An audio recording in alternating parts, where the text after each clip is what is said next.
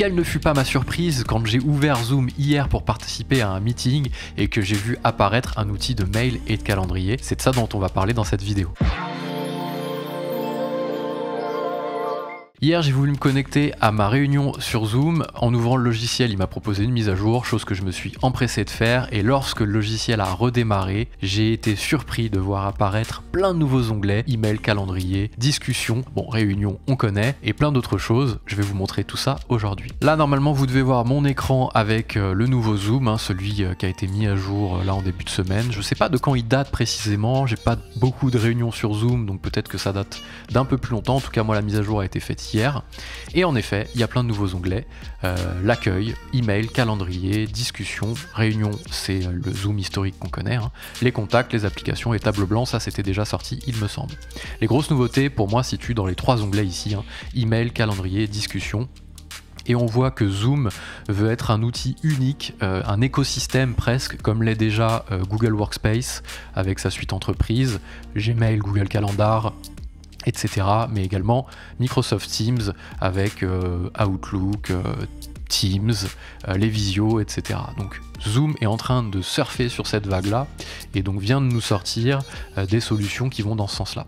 On va regarder, on va pas faire le constat tout de suite, même si mon avis est très partagé. Ça relève le débat ça ressort le débat de est-ce qu'il vaut mieux avoir un outil unique qui fait tout potentiellement moyennement bien, ou est-ce qu'il vaut mieux avoir le meilleur de chaque fonctionnalité, même si c'est pas la même marque de logiciel, si je peux parler comme ça.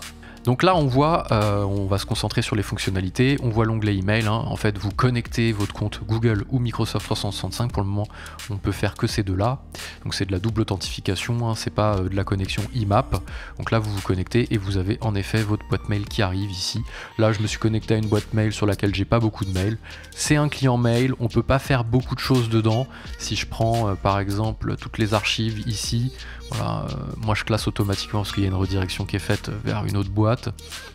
Si je prends par exemple un mail ici, Open Classrooms, que je veux le remettre, quand je l'ouvre ici, je vais prendre ça. Si je veux le remettre dans ma boîte de réception, le marquer comme non lu, c'est pas hyper clair, j'ai pas l'impression que je peux le déplacer, j'ai pas l'impression que je peux le bouger en restant appuyé. Honnêtement, bon, je peux ouvrir ici en prévisualisation, c'est pas mal, mais c'est pas du tout révolutionnaire. Donc bon, on va pas s'attarder là-dessus, c'est une découverte, on va pas faire un tuto sur les fonctionnalités mail. Pareil pour l'onglet calendrier, j'ai pas de vue moi déjà ici. J'ai une vue semaine de travail, donc du lundi au vendredi. Ici à mon avis ça va m'afficher les week-ends en plus. Voilà, super. Je vais avoir la possibilité, si je reste appuyé sur la souris, de me créer automatiquement un rendez-vous. Ça va me générer un lien Meet. Mais on n'a pas attendu d'avoir un calendrier Meet pour générer des liens Meet. On a vu dans Chrome Calendar qui a dû sortir si vous regardez cette vidéo la semaine dernière. Donc regardez sur la chaîne Chrome Calendar, je vous mets le lien au-dessus, ici. Voilà, donc pareil, rien de révolutionnaire là-dessus. Idem pour la partie discussion qui se veut être le remplaçant d'un Slack ou d'un Teams ou d'un Discord. Même chose, on peut créer des canaux. Pareil, c'est peut-être le moins pire des onglets. Vous voyez, je divague presque sur un parti pris parce que je vois pas trop l'intérêt, honnêtement. Zoom, c'est un logiciel de visio qui est très bon. Qu'est-ce qu'ils ont été nous inventer un truc d'email, un truc de calendrier très passable, qui nous délivre aucun usage supplémentaire de ce qu'on peut retrouver ailleurs. Moi, honnêtement, je comprends pas. Donc là, on a en effet l'équivalent d'un Gmail, l'équivalent d'un Google Calendar ou d'un Outlook, et là, l'équivalent d'un Slack ou d'un Discord. Mais les trois, beaucoup moins bien que les pure players de la discipline. Voilà, donc... je comprends pas, très honnêtement. Mais c'est intéressant de savoir que ça existe si vous êtes vraiment hyper fan de Zoom et que vous utilisez ça vraiment toute la journée. Le seul intérêt, c'est de pas avoir plusieurs onglets et de pas avoir plusieurs logiciels lancés. Et il peut y avoir aussi peut-être un point de vue économique, puisque finalement c'est gratuit, en tout cas dans les versions. Moi j'ai la version gratuite de Zoom, et donc j'ai effectivement l'email, j'ai effectivement le calendrier, j'ai effectivement les discussions, sans devoir payer un Slack, un Google Workspace ou autre chose. Alors Google, c'est pas tout à fait vrai parce que c'est qu'un client mail, hein. C'est pas un provider d'email, donc vous serez toujours obligé d'avoir derrière de toute façon un compte 365 avec un domaine, un compte Google Workspace avec un domaine. Donc eux ils mettent en avant sur leur site le fait qu'on va pouvoir faire des économies. Je sais plus dans quel cas ils mettent ça d'ailleurs.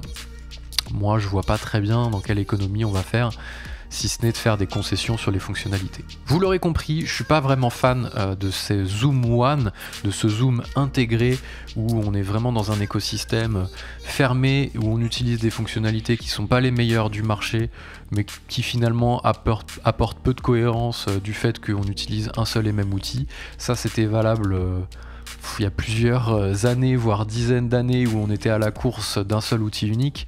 Maintenant ça sert plus à rien, ils sont tous interconnectés. Si j'ouvre mon Google Mail à l'intérieur, il va me détecter mes rendez-vous Zoom. Si j'ouvre mon Chrome Calendar ou mon Google Calendar, il va aussi me proposer de générer automatiquement des rendez-vous Zoom avec des raccourcis qui me lancent mon Zoom. Donc je vois pas l'intérêt personnellement, mais c'est toujours intéressant de partager les fonctionnalités qui sortent. C'est une fonctionnalité relativement rapide. Donc voilà, maintenant vous savez que ça existe et vous savez un petit peu à quoi ça ressemble. Si vous voulez recevoir des notifs quand je sors des nouvelles vidéos sur des tests logiciels, des découvertes ou autres, tech, productivité, n'hésitez pas à vous abonner et activer la petite cloche pour avoir la notif. Et si vous avez des questions, mettez-les en commentaire. Je vous dis à très vite pour de nouvelles vidéos. Ciao!